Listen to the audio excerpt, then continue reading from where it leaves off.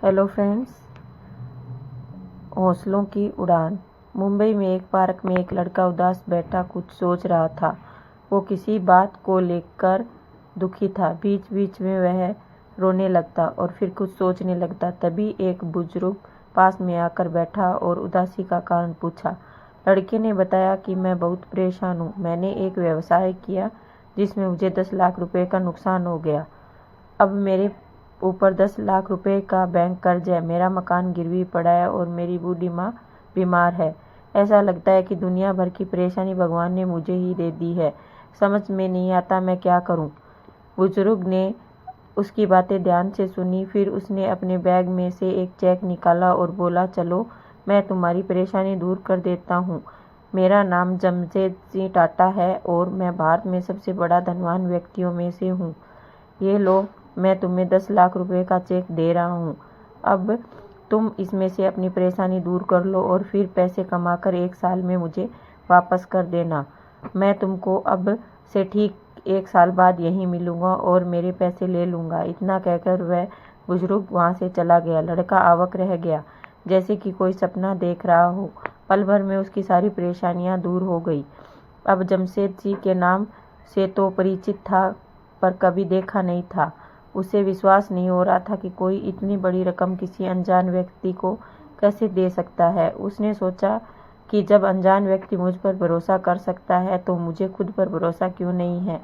अब उसने निश्चय किया कि पहले वह चेक इस्तेमाल नहीं करेगा। पहले वह अपना पूरा प्रयास पूरी ईमानदारी से करेगा।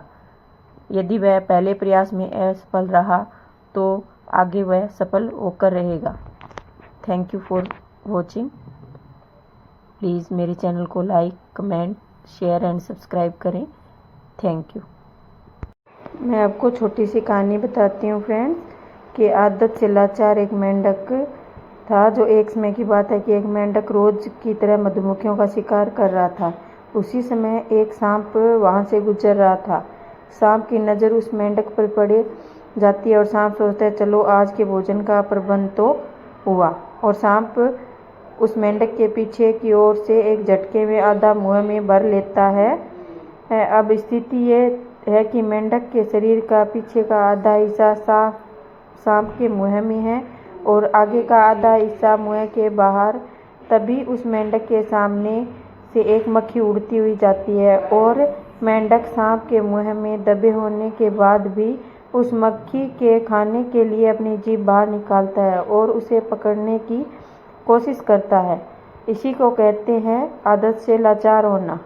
एक मेंढक जो सांप के मुंह में दबे होने के बाद भी अपनी आदत के कारण सामने आने वाली मक्खियों को खाने के लिए जीभ निकालता है। ये उसकी आदत है जिससे वो अपनी मौत को सामने देखते हुए भी छोड़ नहीं पाता। याद रखें, अपनी आदत ही आपका भविष्य तय करती है। समय रहते अपनी बुरी आदतों को हमें बदल लेना चाहिए। अगर फ्रेंड्स मेरी कहानी आपको अच्छी लगी हो तो please like, comment and share करना। और चैनल पर अगर आप नए हो तो चैनल को सब्सक्राइब जरूर कर देना। राधे राधे फ्रेंड्स।